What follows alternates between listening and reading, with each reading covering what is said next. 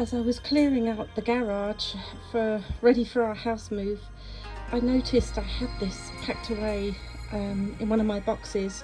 I went to this event back in 1990 with my brother, and my God, I remember we were in the front row. Couldn't believe I was sat in front of John Saxon, to be honest. But anyway, we were sitting in the front row, and it was just a wonderful event. So I got this put on digital, and I'm going to share it on the Mighty Dragon. Hope you enjoy it, all those Bruce Lee fans out there. Right, now for the first and last celebrity guest. He really needs no introduction from me. You've all read about him, I think, in magazines the world over.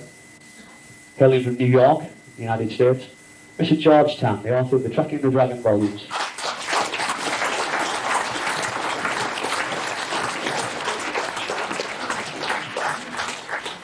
Right, George, where do we start?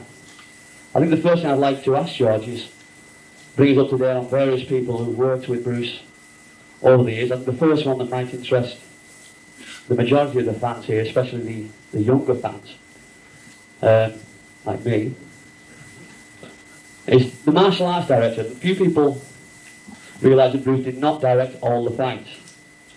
He choreographed aspects of the fights. We did not direct them all, especially the big boss, Mr. Fury. There was a man named Hung Ying Jae. And over to you, George. Can you tell us a bit about Hung Ying Jae? When I was in Hong Kong researching for the books, I interviewed everyone I could find of his co-stars because one viewpoint is not enough to cover a whole situation. But Mr. Han declined to interview with me at the time, and I was a little offended and taken aback. And a few months later, the man died. I found out she didn't want to see anyone because he was in a very poor state.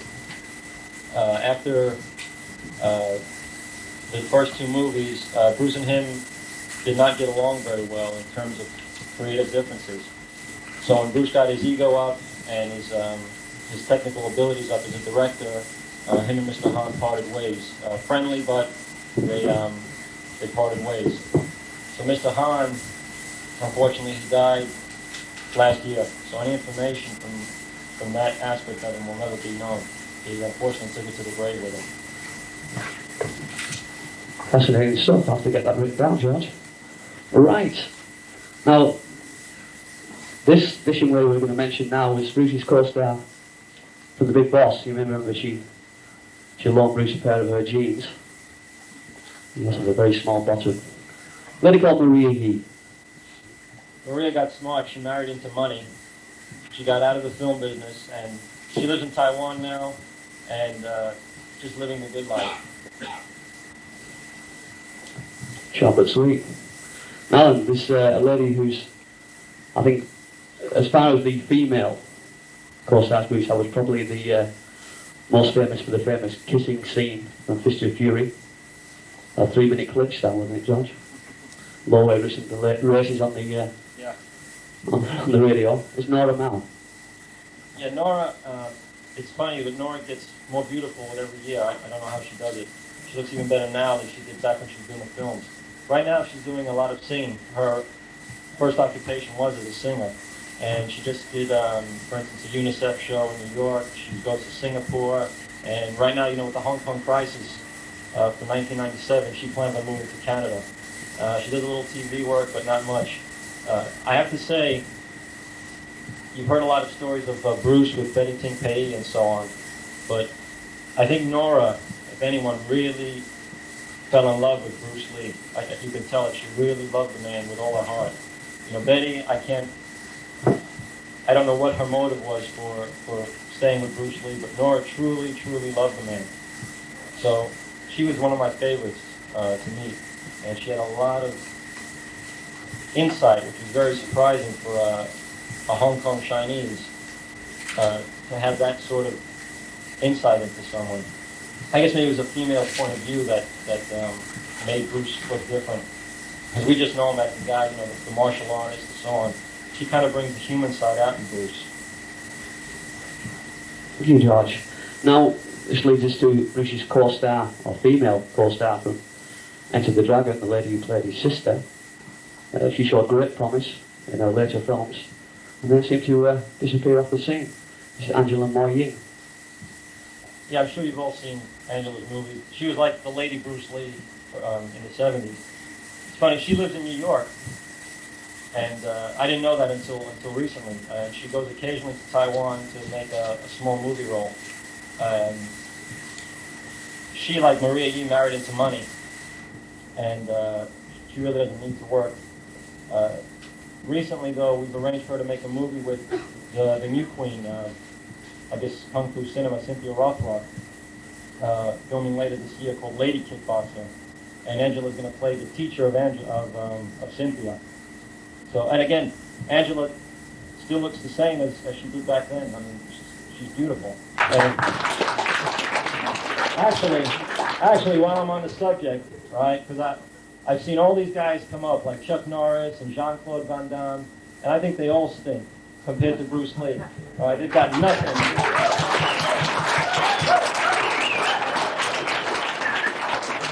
I offered Van Damme the opportunity to train with people like Howard Williams and so on. He just laughed in my face. He said, "I'm Van Damme, I'm the best." Right? I said, "Okay, then you just keep doing the splits." Right?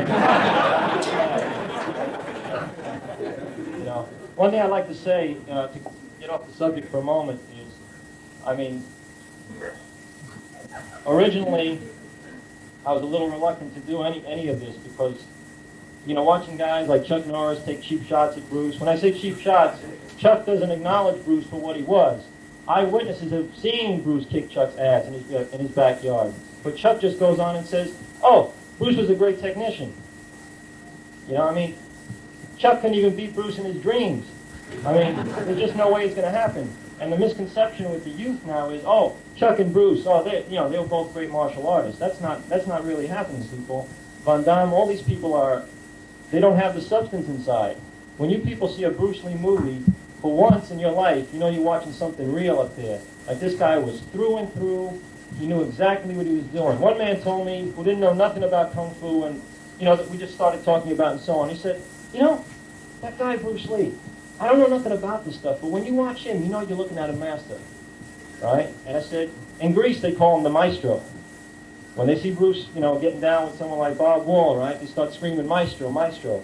Because you know he's playing a different tune. Right? And every movie was different. He gave you your money's worth. Right? Chuck, Van Damme, they do, who else is there? Sonny Chiba, well, Jackie, I have to say, I say Jackie's like Bruce, and I'll tell you why. Someone just mentioned Jackie. Because Jackie found his own path, right? He didn't try to go the Bruce Lee route. And Jackie knew Bruce, right? He worked on Fist of Fury, and he worked in Enter the Dragon. So he knew who Bruce Lee was. And he even admitted to me he didn't like Bruce. Their personalities were not the same. Jackie's a hard worker, right? I mean, I'm saying Bruce wasn't, but Jackie's the antithesis of Bruce, you could say, right? I mean, he's the same, but he's not the same, right? They both have the same inner quality, they just express it differently. So no, I'd say Jackie deserves the credit he has received. The other guys, to me, are like these, you know, fake politicians and champions and so on, right? Adrian Marshall, who's the attorney for the estate, put it the best. He was asked to represent Chuck Norris by Chuck to be his attorney. And Adrian said, "You know, I felt kind of funny because even though Bruce had died, I still felt the loyalty to Bruce. And unconsciously, and I think as an audience you're going to agree with what he just said, right? Because I felt an animosity towards Chuck because Bruce brought the food to the table and Chuck just sat down and ate, right?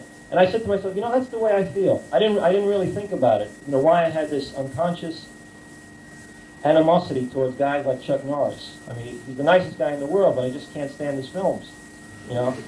And I feel that the reason I did the books, and I'm still researching them, is I want the people, at least people like you who actually are taking the time and effort to come, you know, and pay homage today, at least to see the proof, you know, to see that, yes, this guy was for real, and I dare say that long after, you know, we're gone, right, and, you know, let's say 100 years from now, Bruce will still be here, and people will still have the same questions that you have today. They'll still be asking the same things.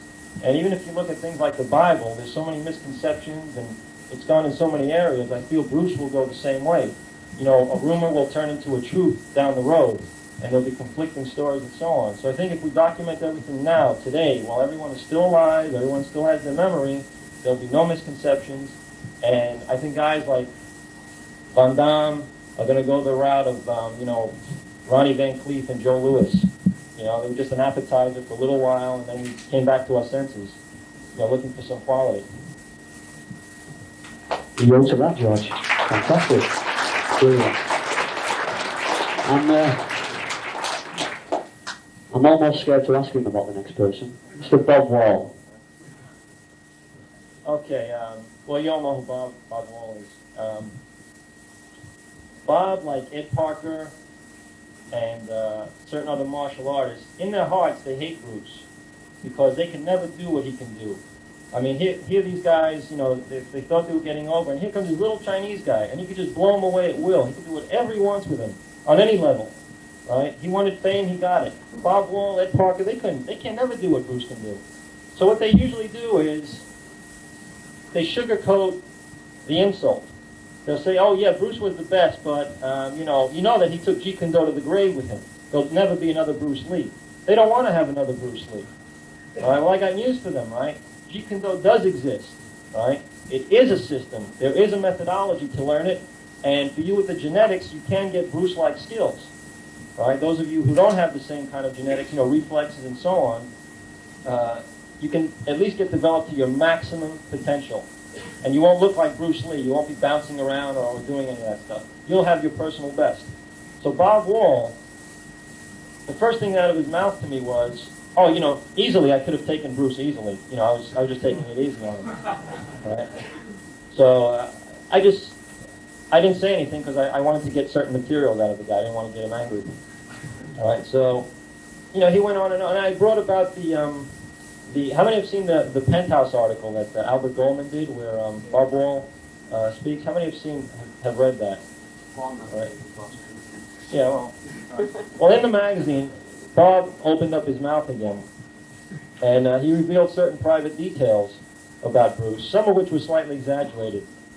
The reason Bob was doing that, again, he'd do anything to bring Bruce down so he can look higher. Okay, the only good thing that Bruce ever said about Bob Wall, and this was from his co-stars, was they said, why the hell do you use this guy? And he said, because he gets hit so damn good. I mean, that's the only reason he liked the guy. You know, Bruce wanted Bob Baker to play the Bob Wall scene in Enter the Dragon, but I think Warner Brothers, you know, had a different idea. So there was, and if you look at Bob, the way he moves like a wet noodle.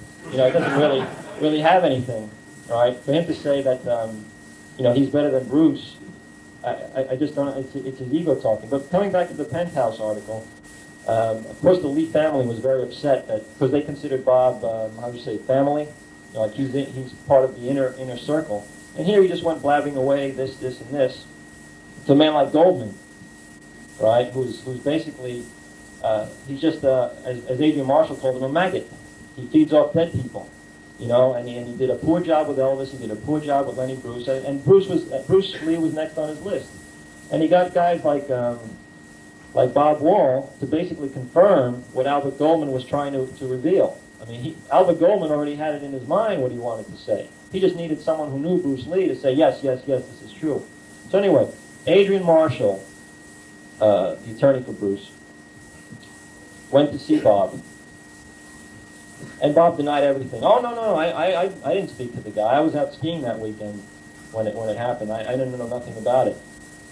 So Adrian cut to the quick and said, look, Bob, are you going to do this again? And so on. Certain people are very angry with you, like Jerry Ovillo. Jerry Ovillo was an old boxing guy, you know, very tough guy from Mexico. And Bob said, oh, no, Jerry Ovillo wouldn't be mad at me. So Adrian said, you know, Jerry said you'd say that, and he pulled out Jerry's business card and put it on his desk. He said, Jerry told me to give this to you in case you have anything else to say about Bruce. All right? So sadly, I can't say anything nice about Mr. Bob Wall.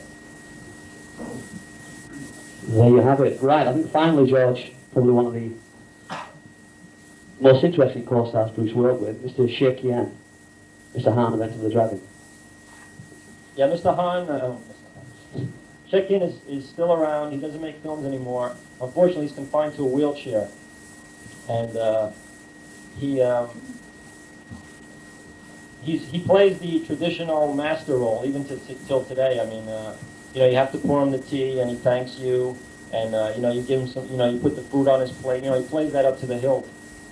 And I don't think in his mind he really understood what Bruce was, because he knew Bruce when he was a little kid, 6, 7 years old. So I don't think he fully understood what Bruce had evolved into. He just saw Bruce as this youngster I used to know. So when they were making Enter, I don't know if you remember seeing where at the end when he's fighting Mr. Hahn, Bruce does a scissor kick on the guy on him and knocks him down. Well, I don't think Hahn, Shekin was expecting that, because as soon as that happened, he asked for a stuntman, right quick, right? I don't think he fully understood what Bruce was doing to him. So he was very polite, but I don't think his memory's too well, because he didn't seem to remember anything.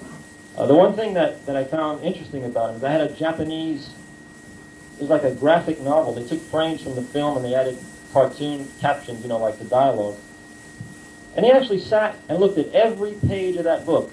I mean, he actually leafed through every page. And I offered to give it to him, but he played, the polite Sifu.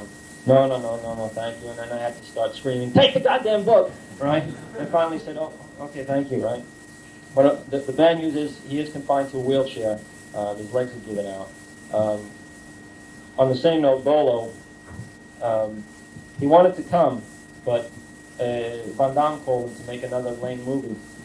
So, money talks, right? And he said he promised to come to the next one if he could. We're arranging a European tour for him to go to France and Germany and so on.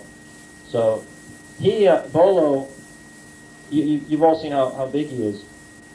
And he said that for a guy that big, he actually humbled himself and said he couldn't do anything. He couldn't even lift as much as Bruce Lee could, weight-wise. Even with his size. He said Bruce was the most awesome, human body that he ever encountered. I mean, I asked him, I said, did you show Bruce anything about bodybuilding? He said, what, are you crazy? Yeah. I said, I couldn't show him anything. He said, Bruce showed me. All right? I mean, Bruce was making him do things, he never even dreamed of. So to me, that was a very high compliment from Bolo, who was considered, like, what do you say, the Schwarzenegger of Hong Kong. So Bolo, again, I have to apologize for him not coming, but, I'm not going to tell you that. Well, ladies and gentlemen, please join me in thanking Mr. George Tan. Thank you.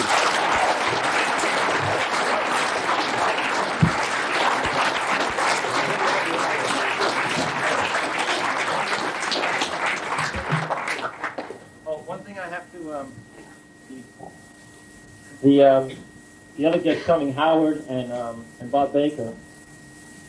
I'm sure you've seen Bob Baker, even if you don't know his name, played the Russian in Fist of Fury.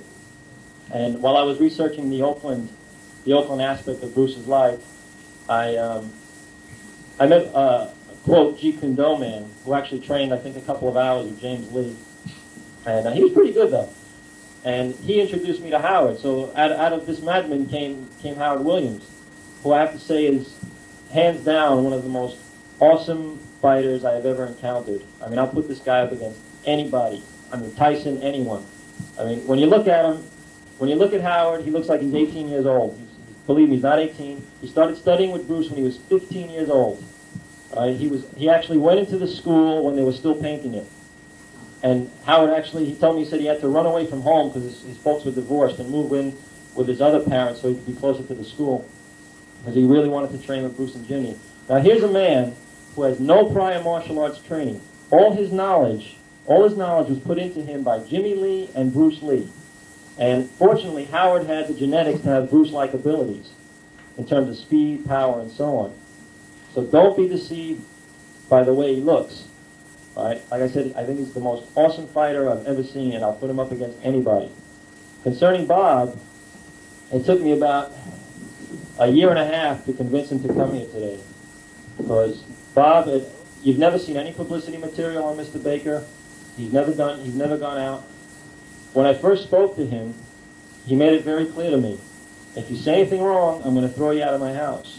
And I don't mean kick me out. I mean physically pick me up and throw me outside his door. And we seemed to hit it off. I broke the ice. I told him, Bob, I heard that Bruce told some people that Jimmy Lee was the only guy who can do a Paxal with a beer in his hand and not spill a drop. All right? And Bob laughed. He broke up, and then he turned away from me, so I won't see him laughing. And then he turned back and said, no, that's not true. Right? Right? But that seemed to break the ice, and he welcomed me to his home again, which I found a real honor for him to say, you're welcome to come again. And he helped me extensively in my research. I have to say he was one of Bruce's closest friends. I mean, one of Bruce's friends named Peter Chin described Bruce as, Bruce would show you his heart, but he'd never let you touch it. He always kept it in a glass case. He'd never let you touch his heart. He would only let you see it. I think Bob was one of the few people, aside from maybe Linda, Peter himself, who actually got to know the real man. Jesse Glover knew who Bruce was. That's very, very few. I'm sure you all have the same way. You really don't reveal yourself except to special people. So Bob, after a lot of coaxing, and he saw what I was about. He saw that I was real, I was honest in my intentions, and my love for Bruce. And he finally said, yeah, okay, I'm coming. I don't want to miss this. And I'm glad, because this is the only convention of its kind in the world. No one else is celebrating Bruce's 50th birthday. I think it's something special, because I think at this point, if Bruce was alive today, I would put him on the level of Clint Eastwood in terms of fame, monetary. I mean, Bruce would probably be worth about $100 to $500 million, because that's about what Clint's worth. So I put him on the Clint Eastwood level, and Bob seems to agree with me, because no one expected, even Bruce, the popularity he was to receive. I mean, everyone was shocked at what happened. And even by the first movie, The Big Boss and Fist of Fury, a man from London named Roy McElroy saw it in Chinatown here in London. And he flew to Hong Kong. He went to Raymond Chow and said, I want to buy these movies to sell them around the world. They're terrific. And Raymond Chow said to him, you're crazy. They're stupid Chinese movies. And Roy said, look, I know they're going to work. Raymond Chow said, all right, here's the film print, here's some publicity stills and so on. If I never see you again, you could keep them.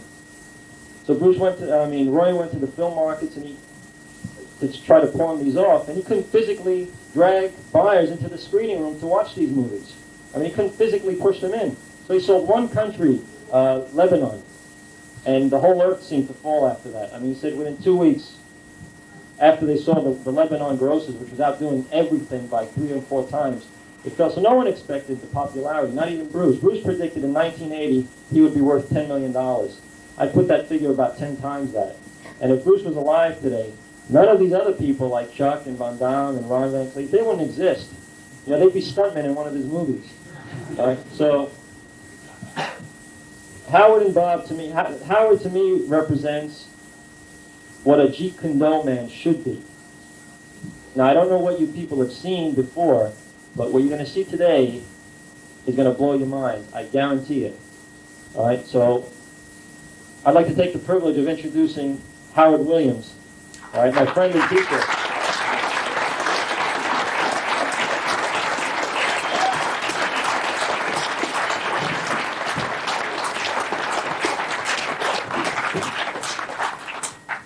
Well, where do we begin after an intro like that, Howard? What are you going to say? You're a long-standing member of the Oakland Clan, as George has been telling us. Shooting at Bruce Lee. Touted as the fastest JKD fighter on the planet. Who's that? Your good self. Can you tell us a little bit about your martial arts background and how you came to meet Bruce Lee? Yeah. Well, like you said, I was 15 years old when I first started. The youngest guy that actually trained with Bruce and Jimmy. It was like, wow, it was hard to conceive, It was hard to conceive, being that young, that they would accept me as even a student. But I got thrown right on in with Bob Baker and the rest of the guys. They were about 15 to 20 years older than me. And I was determined that I was going to succeed and stick it out. It proved to be kind of fruitful. Fantastic, right. Speed figures greatly in your armoury of weapons, Howard, I'm sure, as we'll see later on. Can you tell us, how does your speed compare with Bruce at his peak? Wow, I don't like to compare myself with someone like Bruce, but speed is something that kind of came natural for me. From where I come from, you had to move fast and get out of situations quick, and if you didn't, you died. And survival was what made things happen for me. As far as compared to Bruce, I still don't like to compare myself with Bruce. I just compare myself with myself. I'm my own competitor, my own, let's say sort of like I'm in competition with myself, not with someone else. All right, we were talking earlier about the location of the Auckland School, and throughout my own research into the Auckland years, it's always been revealed that the school was on Harewood Avenue, and we've now found that it was Telegraph Avenue, which is the school that you joined, which is George point out was being painted. I was following the legendary One Jack Man confrontation. How would you describe the transition period that Bruce went through following that fight? That was a very interesting situation with Bruce and that guy. Bruce didn't recognize, and this is important, he recognized the cause of his ignorance, and from that point realized that there was limitations within himself. And he had to develop a way to compensate for that. So he did put in a lot of homework and a lot of extra hours and develop something, developed himself into what he was at the time and what he is known for today. It's extremely effective, and he passed that legacy down to us. Oh, by the way, you guys must forgive me, I'm a little nervous at it. I've never been before this many people in my life.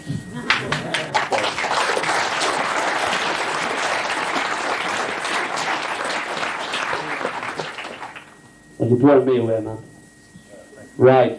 I imagine you've become conversant with a series of articles Gary Dill, and Mr. Gary Dill, has written for the Black Belt magazine in his study of James Jim Lee.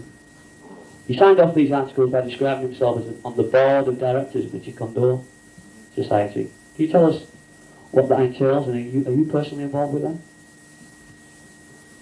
No, I would never align myself with such an alliance.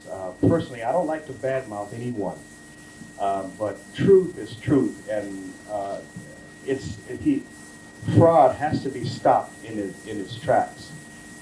What Gary Dill has is not true Jeet Kune Do, and I hate to see. I love people, and I hate to see people duped by imitations. And my job is to try to educate and to bring about what is real compared to what is being passed around today. It's only fair, you know. And Gary Dill to me is not an expert or a knowledgeable person on Jeet Kune Do, and I'm sorry and I regret to say that. Thank you very much. Right. How would you describe your art in relation to your legendary tough upbringing in West Auckland? Bit of a rough neighbourhood, I imagine. Well, Oakland has been considered the murder capital of our country, and it's bad. It's bad. And where I grew up, if you looked at a person wrong, or even if they didn't like you, if you're just walking down the street, there are places where even two people can't even walk down the street, and they just don't care. And if you show any sign of weakness, any ability to be intimidated, they would just out of just pure nothing to do, jump on you and hurt you, try to hurt you. So where I had to come up with, I had to realize that I wasn't a bully, but I refused to be bullied. And whatever it took to protect myself, you have to do it. And you have to make sure that it's efficient enough to stop those people, because they will continue to fly at your throats, leave me. Can you tell the audience about something you were talking about last night, the no man's land? Okay. No man's land is something that Jimmy had developed for us a position in front of me where you don't escape. It's sort of like if you haven't done anything by that moment, at that time, there's little chance that you ever will, because it's that instant. I mean, there's nothing that you play around with when it comes to real street fighting. The one thing I learned about martial arts is that most of your martial artists are geared towards fighting one another, not street fighting. And that's where a lot of them get killed and a lot of them get hurt. And it's really sad. But position and distance is very important when you're fighting a person in front of you who is out to kill you, literally take your head off. And they don't play where I come from. I believe it. Right. Speaking of James Lee, he's been portrayed in numerous articles as something of a doer, no-nonsense individual. How did you meet him, and what's your memories of his relationship with Bruce Lee? Okay, my memory of James, I first met Bruce first. My mother and stepfather, I was in high school, 10th grade. I was 15 years old, and I wanted to learn some kind of martial arts because it was getting too bad where I was. And they said that, okay, they'll find something, but my real father didn't want me to take it.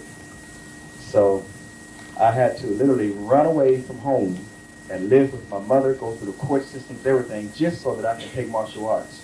And one day they were driving down a street on the bus, and they saw this Gung Fu sign, and they got off, and that's when they first met Bruce Lee, and came back and told me that they found something faster than karate. And I said, I was really fascinated by that word, faster. So I said, okay, take me to him.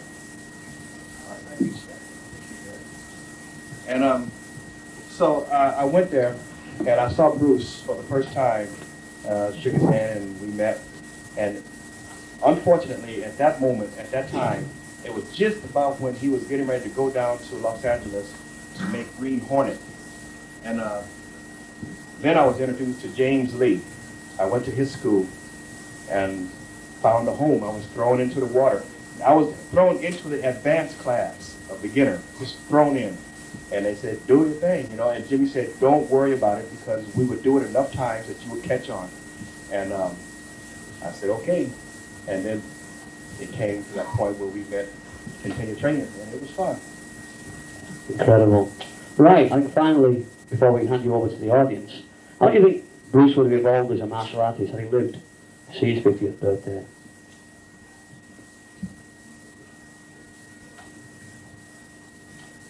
Well, being that Bruce was a few light years ahead of most of us in our understanding of self, which is important, I'm pretty sure that today he will still be that far ahead because of his total awareness. And that's important, and that's something that I like to project in my students. Awareness, complete understanding of who you are before you can get involved in anything in life. You have to know who you are, your limitations, what your capabilities are, and your willingness to work. You got to work and sweat, not like this though. But sweat from working, not from nervousness. And the outcome will take care of itself. You don't worry about the outcome in street fights anyway. I never do. People ask me, they say, what will you do if somebody throws a right or left hand at you? What? I say, I don't know until they do it, because it's not something you plan. I just respond to what is and not to what ifs. And it's very important that everyone understand that when you discover the cause of your ignorance in any area, not just martial arts, then your creativity can flow, and then you can begin to develop into who you are, the best you are, not the best. You don't want to be like that. You see, another thing too, people say, I want to be like Bruce Lee, I want to fight like Bruce Lee, I want to do this. I said, that's the wrong concept, that's the wrong. You don't want to be like Bruce Lee, you want to be who you are, you want to be able to express yourself through your art, be it martial arts, music, boxing, piano lessons, anything. You want to be who you are, and unless you have this desire to express yourself and not imitate, you'll never succeed in, at least in Jeet Kune Do, not as well as anything else in life. You'll never succeed. What would you say? How would you Right. Now, we're going to take questions for both celebrities at this point before we bring our next guest on. So if you have any questions at all for either Howard or George, you please raise your hand and we'll point you out. Right, mind the blue jacket. How true is the story that Bruce wanted to kill Bob Wolf? George.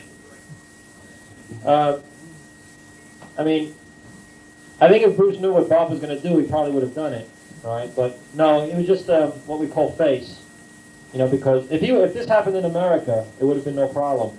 But in Hong Kong, like it's a matter of face, and his peers, and you know, the stuntmen, all these people that. Bruce's actions were very important. Every move he made was analyzed and very critical. So if he backed down from this, I mean, he would seem weak. You know, it's a very macho thing. But no, he didn't really want to kill the guy. Again, there was a dislike, but he didn't really want to kill him. Now the back of the blue.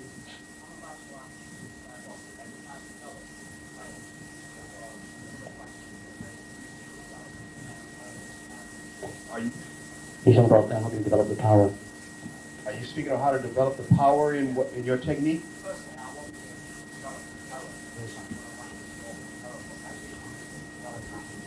Or you want to know how Bruce Lee developed his power? Okay, well, it's not, it's not so much how Bruce Lee developed his, because the way Bruce Lee developed his power may not work for you as an individual. So how you develop your power, learning the physics, first of all, behind what makes things work, and taking whatever you have, and increasing the, first of all, dynamic tension works. It strengthens you. You have to be strong. And then from your strength, then comes applied strength. There are two different aspects, two different strengths. And then comes the physics behind what makes that work. Study the muscle group in that area and work hard at strengthening that area and stretch it to its limit, and then apply it with power type drills, but without stiffening up, because if you stiffen up, you lose the effectiveness of your technique. Thank you. Anybody else? Man at the front.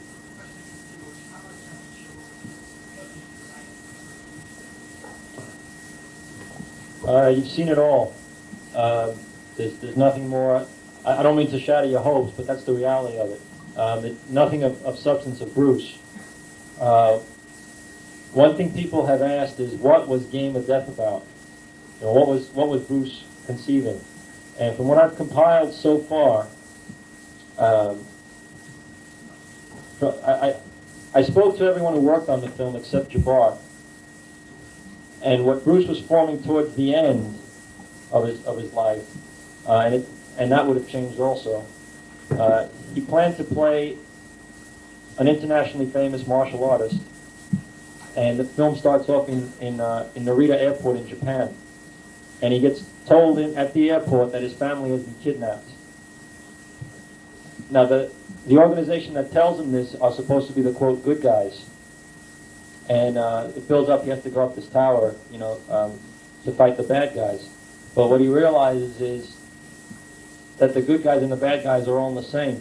That's why you see him yelling out a window at the end of Bruce Lee the Legend, right? Where he's calling out to the people that have hired him that he's done it. But what Robert Chan told me, Robert Chan was a close friend of Bruce. He was going to marry Bruce's sister one time. What he explained to me, he's in Way of the Dragon. He's the bulky waiter, like a muscular waiter, if you remember him. But Robert said that you see Bruce going down the stairs at the end of the film. What they were planning to do, an idea Bruce had was that they'd be waiting for him downstairs, like 24 guys would be waiting for him, and there'd be like a bloodbath. All right, Bruce had that in mind for an ending for Game of Death, because he saw the footage of Jabbar and he wasn't that enthralled with it. Like it wasn't there. It wasn't solid enough for a proper ending. So concerning the footage, don't think that there's stuff hidden away or there's nothing left that you haven't seen. Now there's a lot of Enter footage. All right, we can remake the Enter movie using you could redo the whole movie by using different angles, because they filmed it from various angles. They've got hours and hours of footage locked up in their vaults. They've got about You can make that whole mirror scenes into a full movie. They've got about hours and hours of stuff.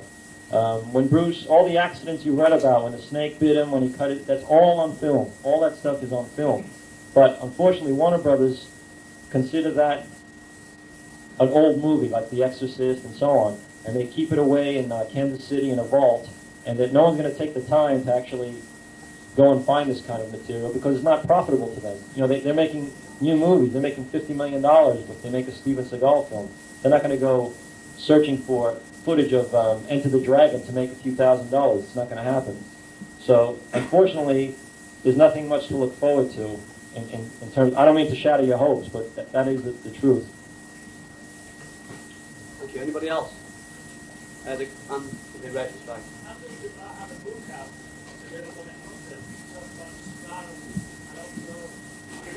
Yes. Malik. His name is Malik.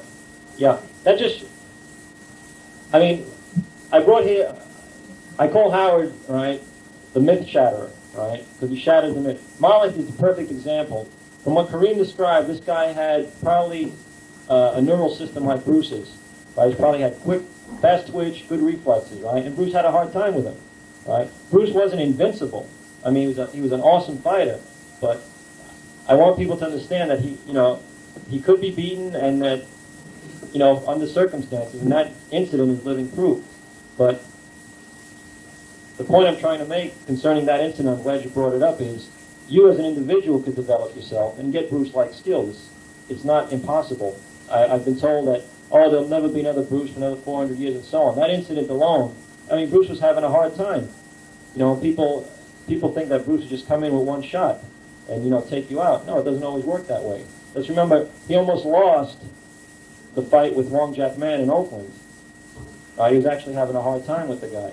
So, Bruce told Al Tracy concerning that incident, he said, I didn't win that fight. He told him, I said, I want you to tell the Caucasian karate community that I didn't win that fight. He felt that he didn't do his personal best for that. So, on a happy note for that, when you read this, I hope you don't get disillusioned, but you get inspired that yes, I can do it also. Somebody white sleeves.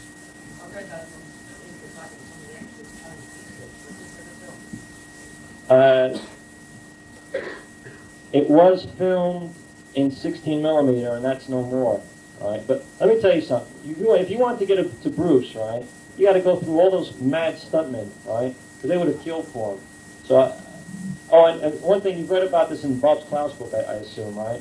Bob exaggerated just a little bit, just to add some spice to the book. If you want to, for instance, when Fist of Fury, someone wanted to challenge Bruce, and Baker stepped in and said, you got to go through me first. And the guy backed off, all right, which is pretty smart, because if he went through Bruce, right, it would have been a lot more painful, all right? So those incidents are a little exaggerated just for effect.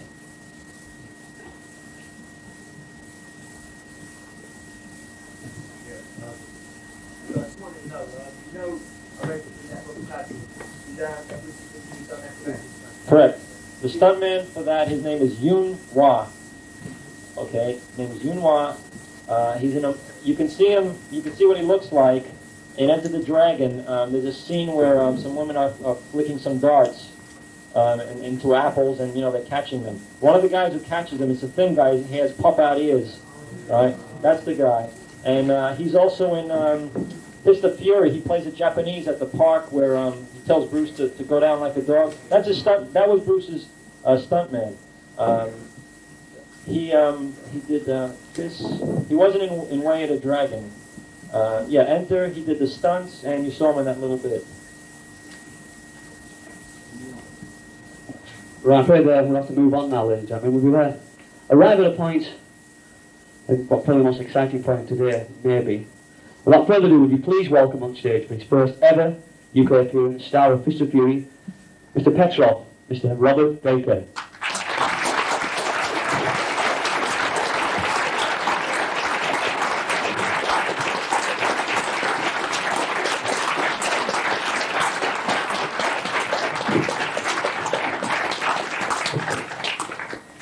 Right, where to begin, Bob? Where to begin? Well, first of all, welcome to the United Kingdom. Is this your first visit to England? Yes, it is. Fantastic. Right, apart from your appearance in the Chinese Connection, or Mr. Fury as we know it here, very little is known about your further involvement with Bruce Lee's life. After all, prior to working on Mr. Fury, you've been friends for some, what, 10 years? Tell me, how did you first meet Bruce Lee? I met him through James Lee. What was that? Was James Lee a personal friend, or? Well, I know at the time when I started, there wasn't too many Caucasians that they were even teaching Caucasian. And I went to Jimmy's house. I went there to, see if I could come back later on and train. He said, I'd take you now.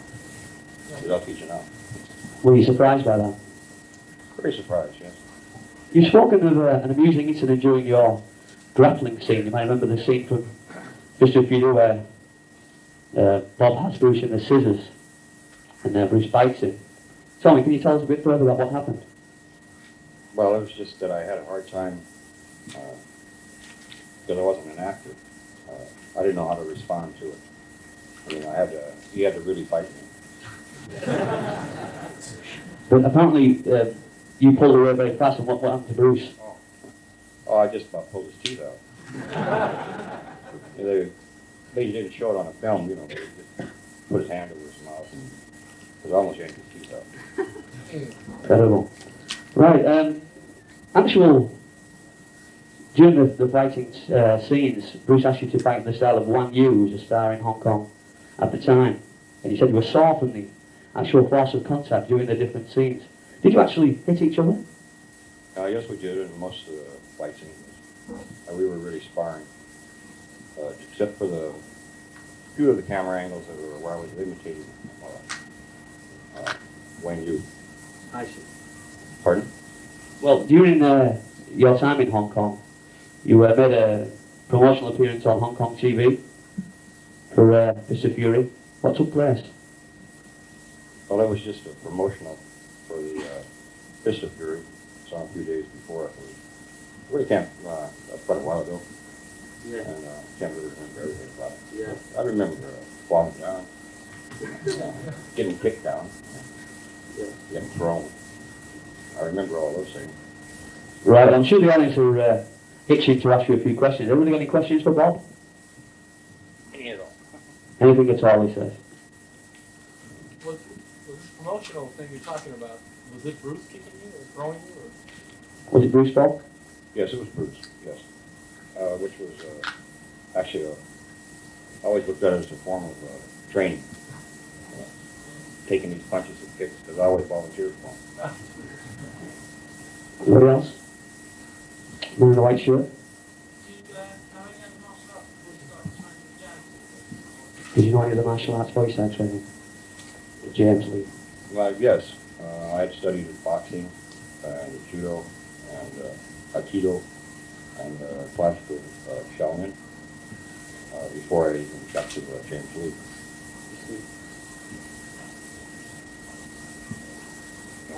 Man in the front with the jumper. What's your personal feelings about Bruce?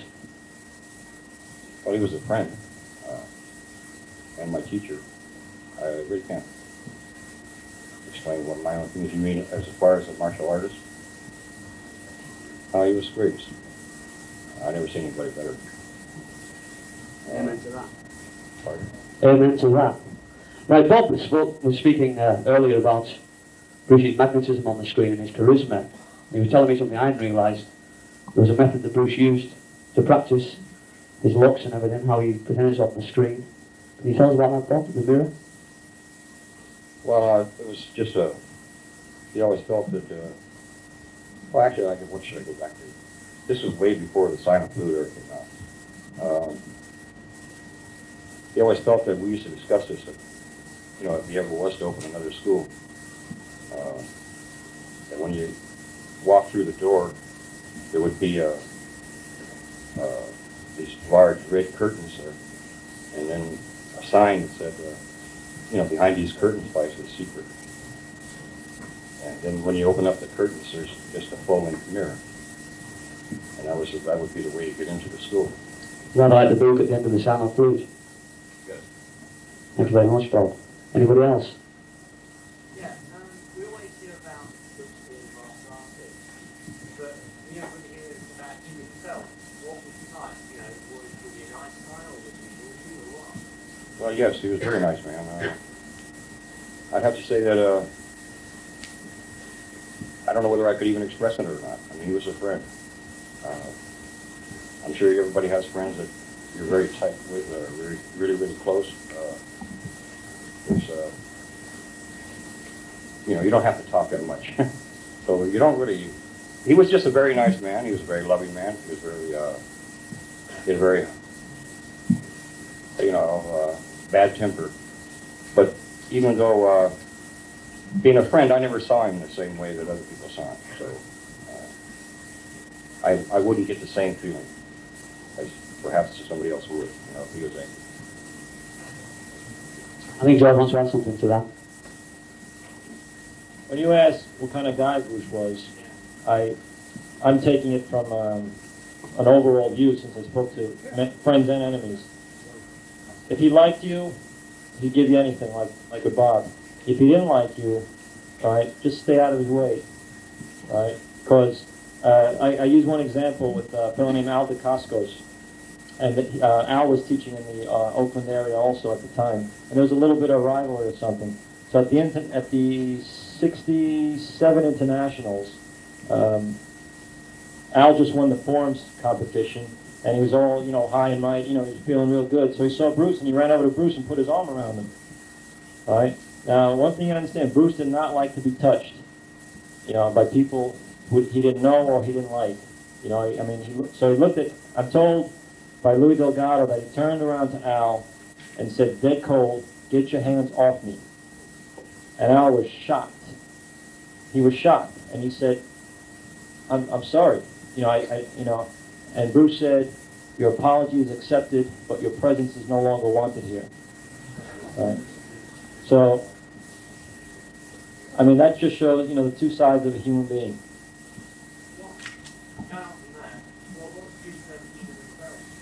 You'd have to ask someone like Bob that, or Linda. What was that again, please? Seeing that as an example of himself, what would he think of himself? How would he describe himself? How would Bruce describe himself?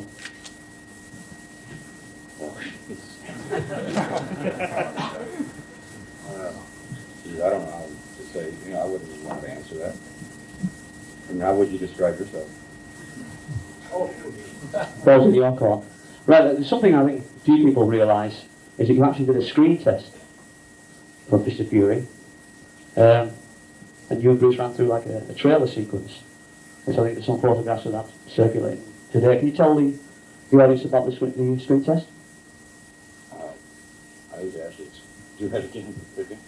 Sorry, there was a trailer for the Fist of Fury movie played at the premiere, and it was used as your screen test. Could you tell the audience a bit about that?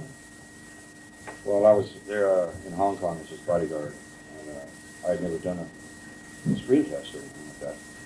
So we did a trailer to, I guess here it's called Fist of Fury. And the United States is called Chinese Connection. But Hong Kong has Fist of Fury too. We did in order for me to have a screen test, we did a trailer. But I guess it's been destroyed. Possibly somebody's got it, I don't know. It was just a form, it was a way of showing Jeet Kune Do. In fact, that was the name of the trailer, The Intercepting Fist. And it was just a way of his expression of Jeet Kune Do, to one of his students and to himself. Okay? That was fantastic. Ladies and gentlemen, Mr. Bob Baker.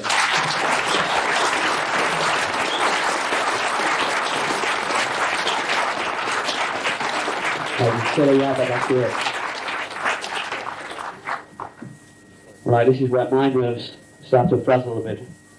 And as I mentioned earlier in the proceedings, Burrow Young was unable to attend because of his filming commitments with Jean-Claude Van Damme. However,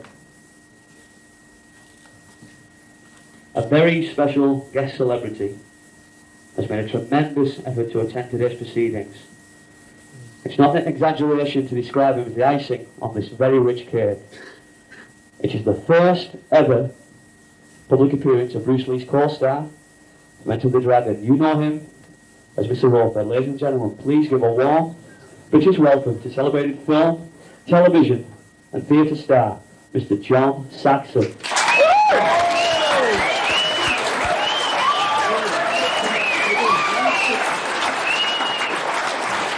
Can you please deliver the Saxon?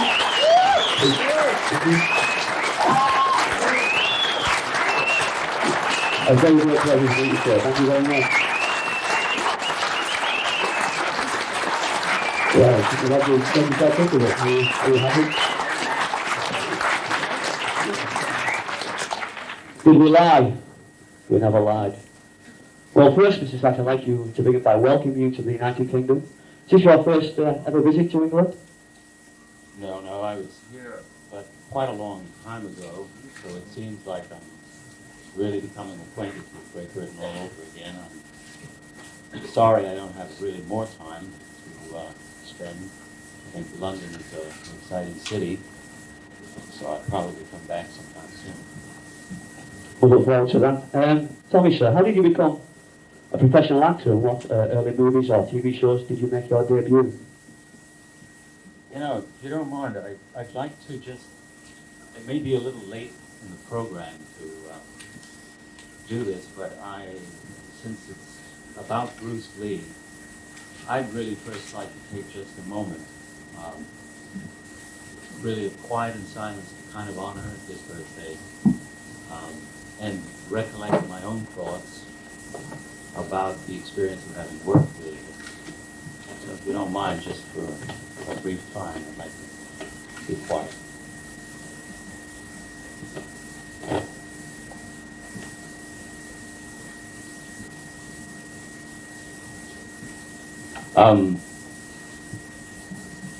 I didn't realize, or I forgot, that Bruce Lee and I were really only a few years apart in age.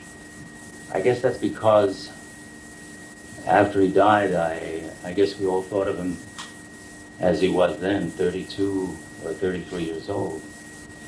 And that brought to mind that, well, working with him and what it was like and the kind of relationship that I had with him, he spoke very proudly about being a martial artist first and an actor secondly. And that made me think at the time that equally proud, I was an actor first and a martial artist really, well, someone who kind of practiced the martial arts quite secondly. He was having such enormous success when I met him that it was evident that he was going to be a great big star.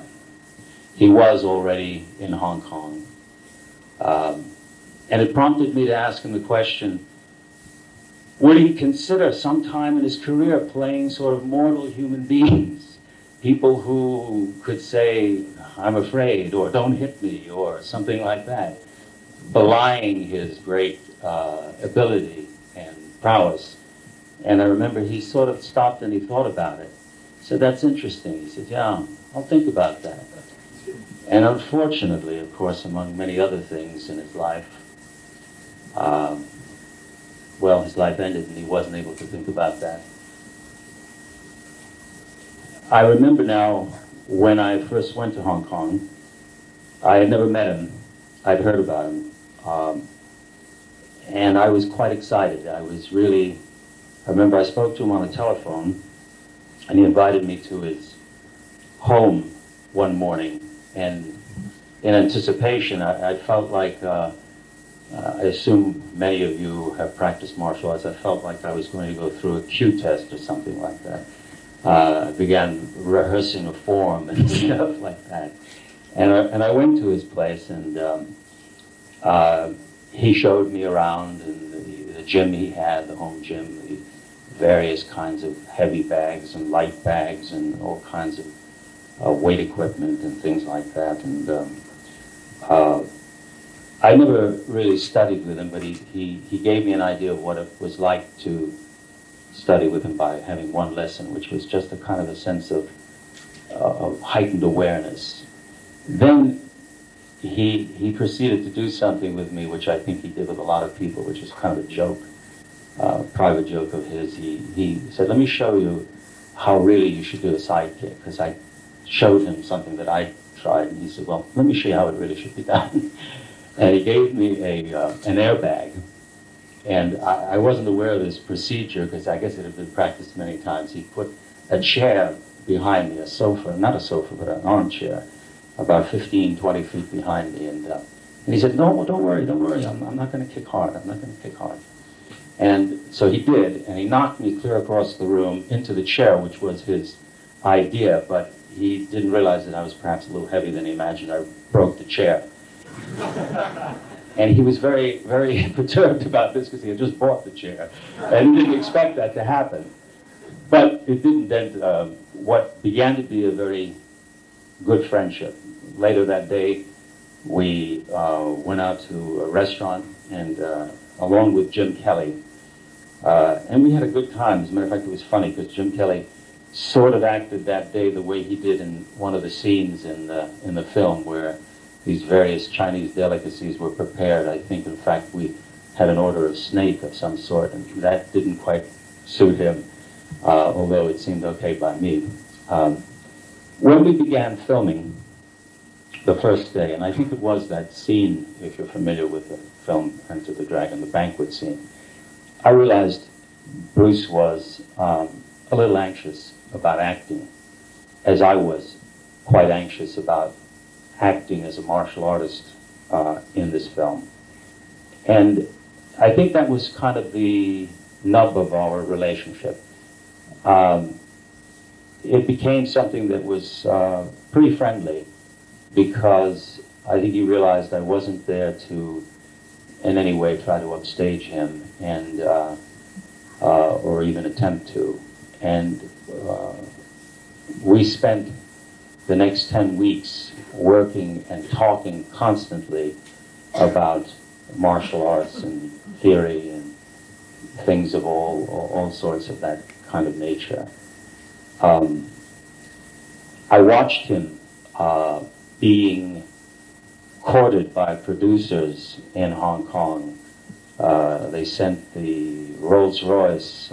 He invited me and my wife to accompany him to the studios of Run Run Shaw, and he was being offered $500,000, and he said, "No way." He said, "If Marlon Brando can get $2 million, so can I." And during this period, I remember saying to him, I said, "Bruce, what would you give to be 6'2" and 190 pounds? And he said, "If I was 6'2" and 190 pounds, I'd rule the world."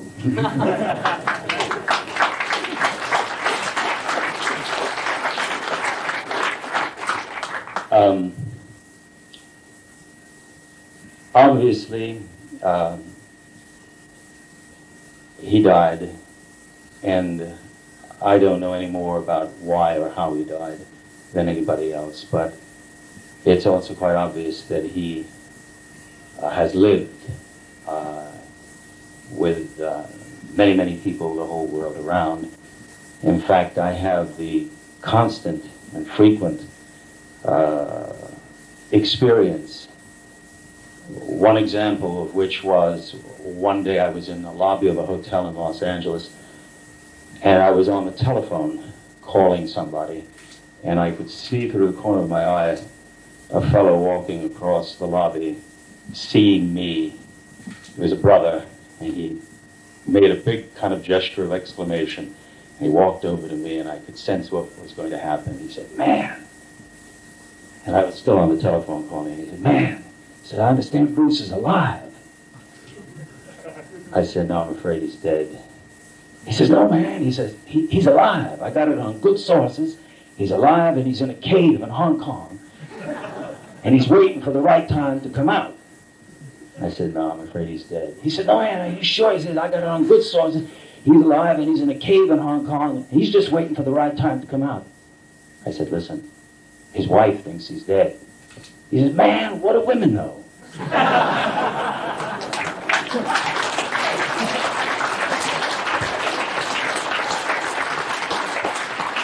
Anyway, anything else that you'd like to know that I might be able to answer, I'd be quite willing to answer. Yeah, if anybody has any questions for Mr. Saxon, can you please raise their hands? Quite a few. Can we take the man in the front there? Pleasure. In that film, Into the Dragon, this is the part where Hans said, how do you participate in small investigations? How do you feel getting on those things? How, he said, what did he say? Edification, yes, I think I remember that. Yeah. You kind of grinned a bit, and you left it. How did you feel? Yeah. Bruce Stevens and I would be taking on? Well, I'm glad that never quite came about. I think there was just a sense of something like that at one moment, but it was more drama and acting that occurred in the filming. You know, when I think we were supposed to decide who was going to take over and fight that fellow Bolo, right? There was some sense of a confrontation of wills or something like that. Now, Bruce was extraordinarily strong and adept, and he had, I don't know how he had done it, but his forearms, I think he told me he had done it by years of sort of hitting them against tree trunks or something like that.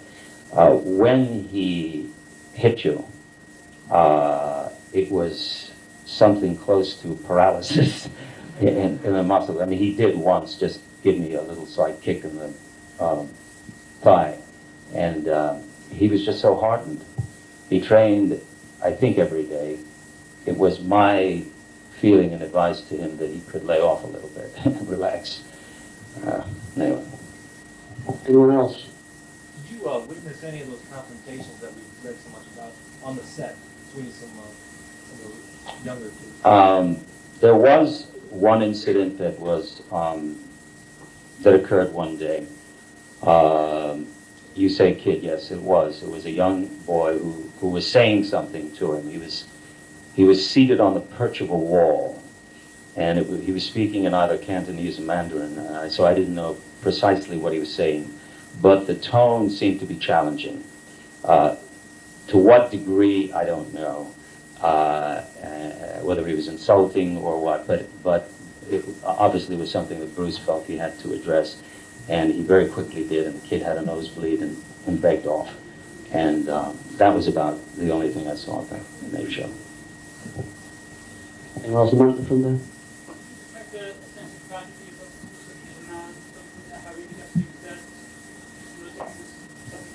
Yes, as a matter of fact, I do feel something like that. When I met him, he was on the verge of something happening to him, which was obviously extraordinary. I mean, the recognition factor, the explosion of success. When I first met him, the whole day, it seemed to me that he wasn't quite touching the ground. I mean, he seemed to be so wired that it seemed as if he were about 6 inches from the ground. I mean, he just was ready to fly. I think that somehow that was a little, maybe too much too soon in some ways, too much success too soon to handle. That's why I had this feeling about age and, you know, what would you be like and what is it going to be like 10 years from now? When I had asked him questions like that, he just said, well, I'll be the best 40-year-old that I can be, or something like that, you know. You know what I really felt in a way? It's funny. The martial arts world has become so linked with the cinema that, you know, men who are boxers and wrestlers and whatever, they train for an event, a match, and then frequently after that particular match, they relax for a while. In the movies, or in the world that I think Bruce was in somehow, he was always training for something that never quite happened. And I have a feeling that that kind of was, I don't know, kind of wearing in a way on him. And being a martial artist in the movies, I don't know how all you could do is really become a box office smash, you know. And there's something I feel sometimes a little incongruous about the two, you know. And yeah, to answer your question best I can, I think there was something a little tragic. Obviously, it didn't. It would have been nicer, I think, if he had a long life. The glasses there.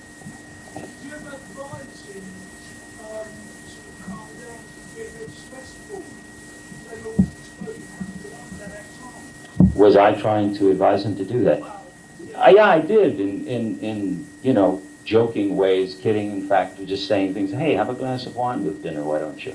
Or something like that. And he, you know, was not, it was his moment, you know, and he wanted to seize it. And I can understand that. Motion picture success sometimes seems that way. You know, it seems like it's grabbing the brass ring. You don't want to miss. In my estimation, it doesn't necessarily have to be that way. There's time enough to come back for a second act or a third act or something like that. But this was, you know, he had some bad experiences. He was supposed to do the television series Kung Fu. Strangely enough, I was supposed to do the television series Kung Fu. But he first. It was designed practically for him. And then finally, the networks in America decided a Chinese shouldn't play a Chinese, strangely enough, that it wouldn't draw the audience. And I was contacted briefly, and I was unable to do it. I don't think I ever told him this. David Carradine eventually did it. What I'm getting at is there were experiences of discrimination, of hardship. He was broke when he returned to Hong Kong. Broke. He spoke about it as an act of great courage, which I'm sure it was. He went back to Hong Kong with little or no money and got on a television telethon, as I understand it, where he did a demonstration and caught the eye of Raymond Chow. And they got together and formed a partnership, and that's how he started making the films that were A Fist of Fury and the rest of the, I think just 3 or 4 that were made in Hong Kong. So he had pressures that some other people maybe don't have as great. Anybody right at the back? Might ask the question. Man there with the glasses. Speak up. What were my feelings when I was what? Oh, the best of you mean that the video that I narrated? Well, it was for the same producer, Fred Weintraub, and Raymond Chow owned all the footage. I have yet to see it. It was a day and a half of narration, which I felt qualified to do. I could understand what the words were about. I could put them in the right place. It was a job. It was no great satisfaction other than a job. I have yet to see it, so I don't know what it's like.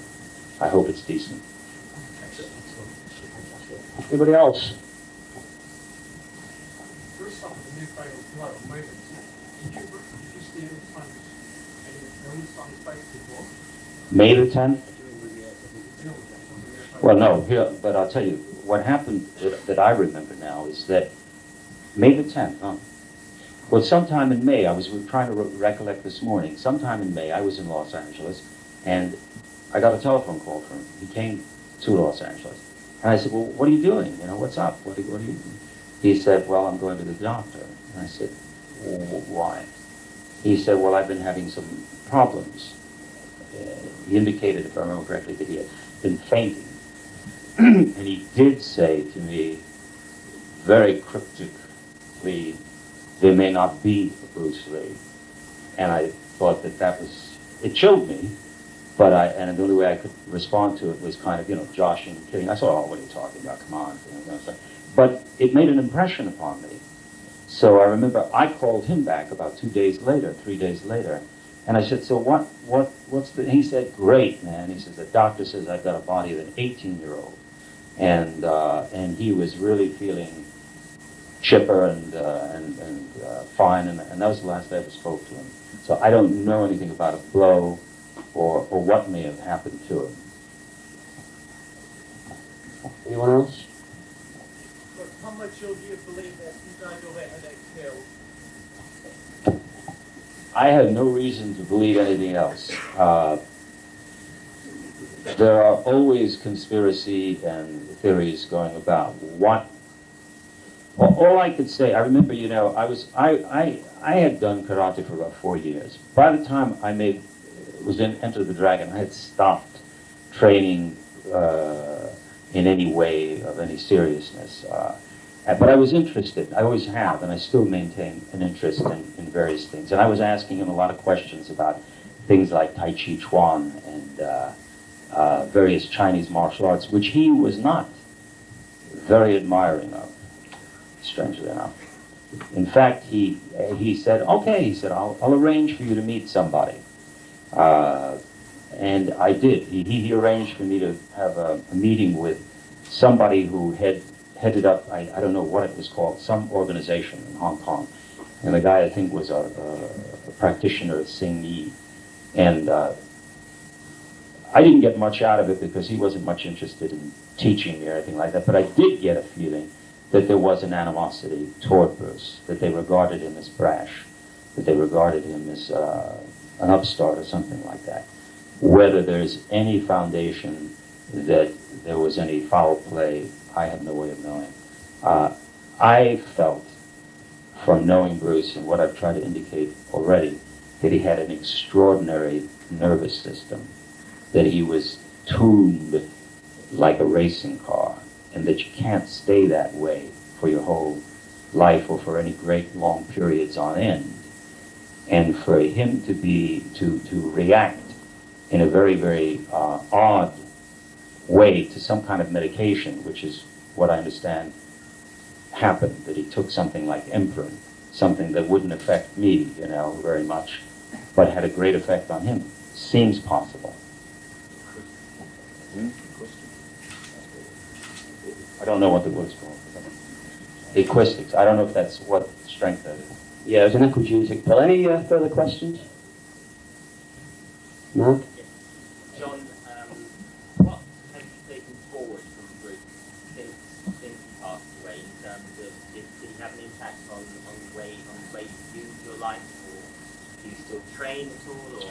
Yes, I do, and I do some. I mean, he derided the traditional Chinese martial arts. I really personally didn't study with him. I think that, from what I understand, that Jeet Kune Do is an amalgamation and a combination of trying to get a little bit of the best of everything, which is great for somebody who is as serious a martial artist as he was, because he seemed to me, all his waking hours and maybe some of his sleeping hours thinking about that. I remember one night, this is just a slight digression, we were at a dinner party that I hosted there, taking Raymond Chow and Bruce and a man named Jay Tunney, who was the son of Gene Tunney, the ex-heavyweight champion of the world. And this guy didn't know Bruce, and when Bruce said to him, I think I could have beat your father, he snapped his head around, And I wouldn't argue with it, but what I've taken, I don't know, I think that some of the traditional stuff still has a value. he was interested in it as fighting, and that if it was going to be, if it was intended to be fighting, let's do it for fighting's sake. That makes a lot of sense. However, when you get to be 50, most people are less inclined to want to fight. And the very same things of the traditional arts still have a value. To me, I sort of started out having an interest in martial arts as a hobby of physical education, well-being, a way to keep somewhat fit. And that's what my interest is now. I wonder if Bruce, had he lived to be 50, what he would have done about that. Staying with that concept, Mr. Saxon, how do you think Bruce might have developed as an actor as opposed to a martial artist? That's something that interests me, as I've already said, a lot more, because he was very, very intelligent, very funny, witty. He was programming himself in the image. He understood. He was a showman, in a sense. He knew what he was, as he said, a martial artist first, an actor secondly. But the way he presented himself, he had an idea, a very, very clear idea of how to present himself. How that would have developed is, as I already said at the beginning, something that would have interested me a great deal. Whether or not he would have become simply an artist rather than a martial artist, I don't know, but I think he could have been. I really do. Okay, I believe, speaking about yourself as an actor, Mr. Saxon, that you originated Roper's gambling character yourself. Is that true? Did you develop that side of the persona? When I started doing martial arts, I really kept it quite apart from anything related to my work. A couple of 3 years after I was working out, the martial arts began to become a very popular thing, and I began to see people in the dojo bringing scripts, movie scripts, and I thought at first, this is not for me. I have no reason. I really didn't want to be in a movie having anything to do with the martial arts. To me, it seemed, I don't know how to, it seemed private and somewhat, I didn't want to commercialize it in a funny way while I was doing it at that time. And I ignored all those things. I stopped really training well before that film started. I hope I don't lose the drift of your question.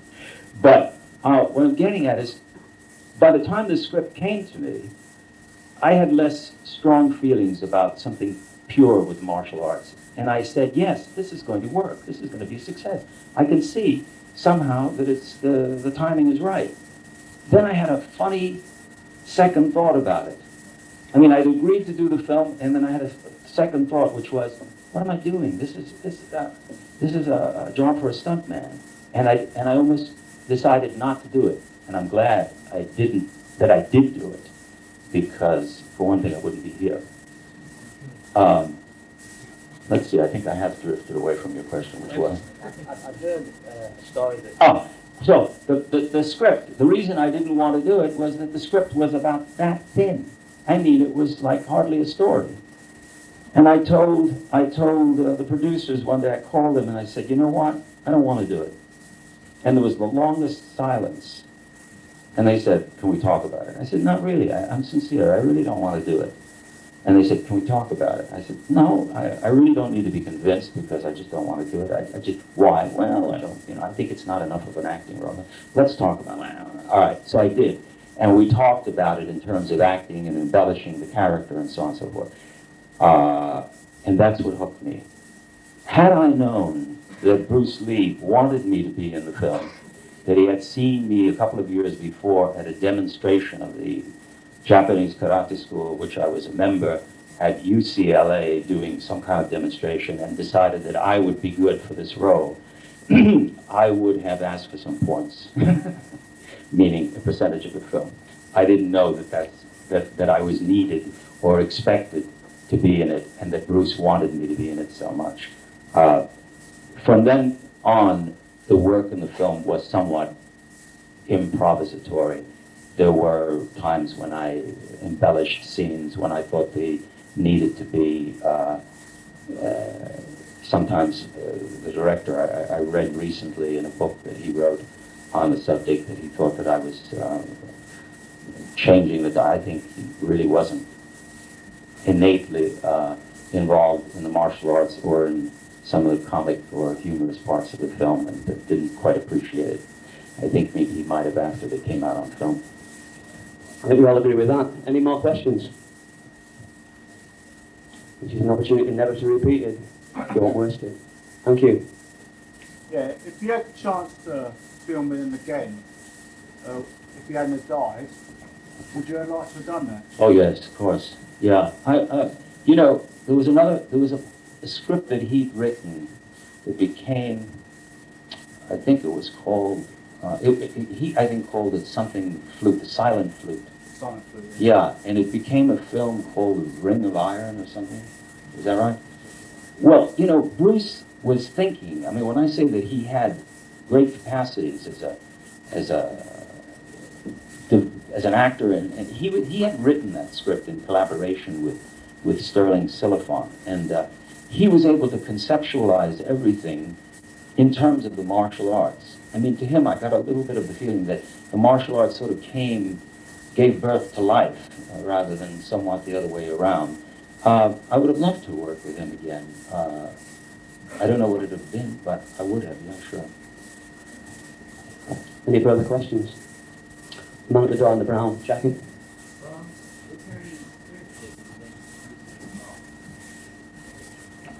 I think what he regarded as spiritual was being the essence of the things that a lot of people have regarded or as implicit in the martial arts. Something like that Zen thing about the stillness and the absolute awareness, you know, of not kind of falling into patterns, anybody's pattern, of being somehow kind of true to the moment. And I think that is spiritual. It's in every, I mean, you can call it spiritual, you can call it anything you like, but I think it's what a lot of people aim for in acting, the spontaneity of the reality of the moment to moment, you know, without a preconceived plan. Well, that's what he was apparently after and working on and as a martial artist, that spontaneity and not adhering to any particular system. He used to say, don't show me your Japanese way of doing it. Don't show me your Korean way of doing it. Show me your way of doing it. And I think that's kind of spiritual. Anybody else? Do you have a memory in your mind back?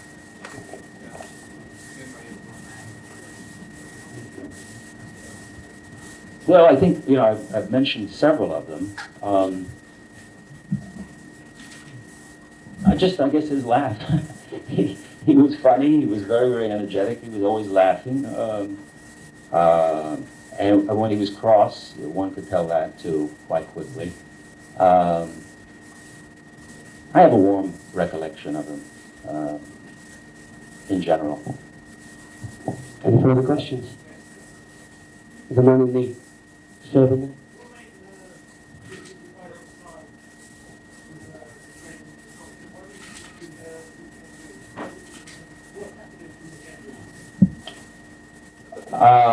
I think, don't you think you fellas have answered that kind of question or could answer it, you know?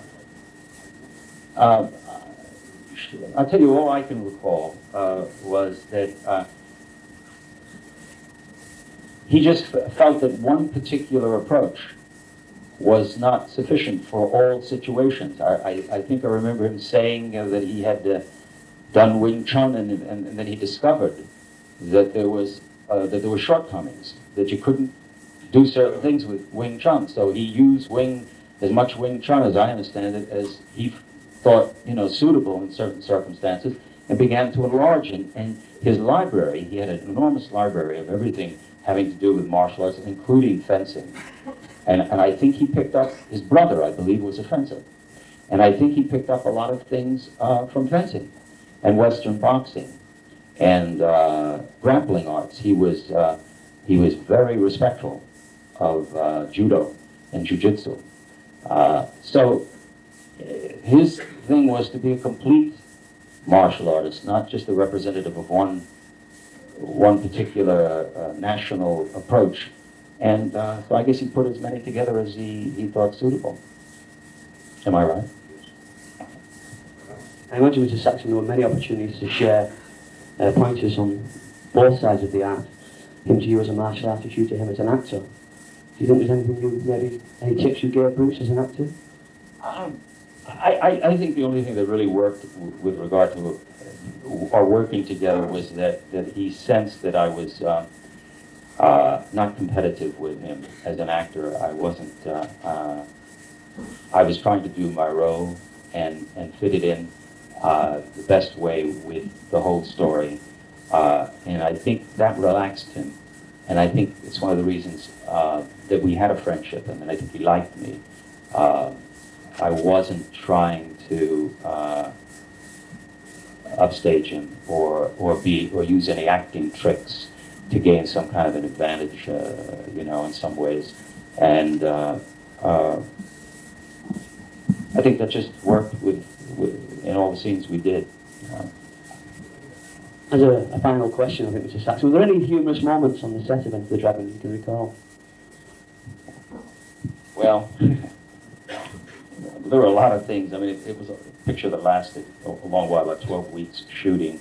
And there were a lot of screw-ups, mistakes, and things where designs of certain sets were to be made, and the Chinese seemed to not work from specific diagrams, so they just kept building things, and they'd come in and they wouldn't fit.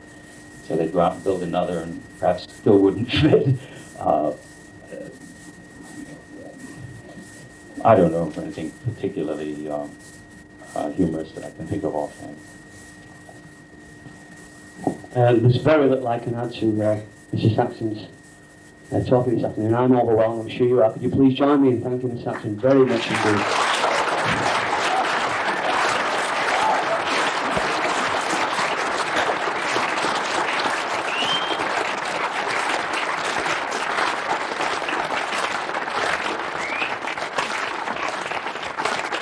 Right, now, I'm sure you'll all respect the privacy of the three celebrities here, but they have agreed to sign autographs rather than having a mad melee, a rush, everybody getting upset, and we will sign autographs for everybody who wants them. Now, in the case of Mr. Baker, there's an exceptionally rare print, colour print, from the trailer for Enter the Dragon. Sorry, Enter the Dragon. Will Johnson said Enter the Dragon. The Fist of Fury. And he's willing to sign it for everybody who wants it. I think Chris, Alexis and the guys have it on sale at the back. In the case of Mr. Saxon, you've all bought memorabilia. There's bound to be some pictures in there from Enter the Dragon. He'll sign them for you. In the case of Mr. Williams, he'll sign any pieces you have with you. So we'd like to give them a break. We'd like to let them have 10 minutes themselves. And then we'll now show you some rare footage of Bruce Lee. I guarantee it's going to blow your mind. So we can all remain in the auditorium and allow the celebrities to leave in peace.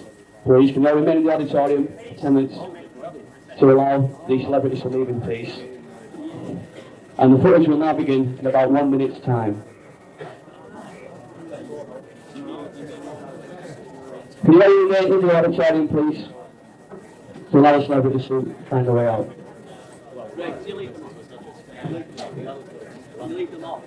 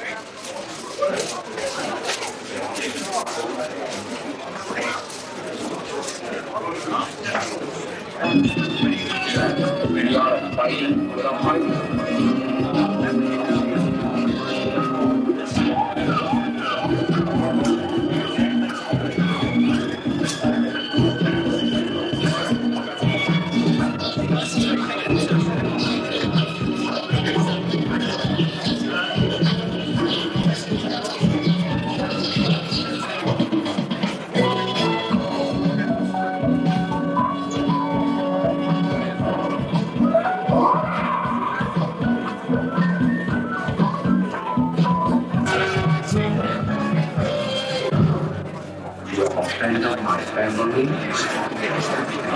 Send it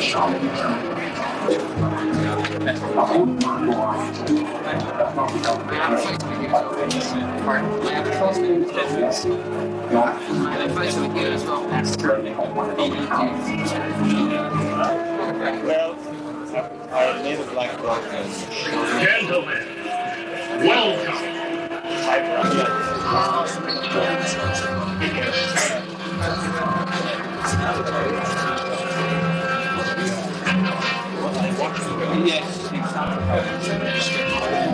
What do you know about Han? Hi, Bob. What do you know about Han?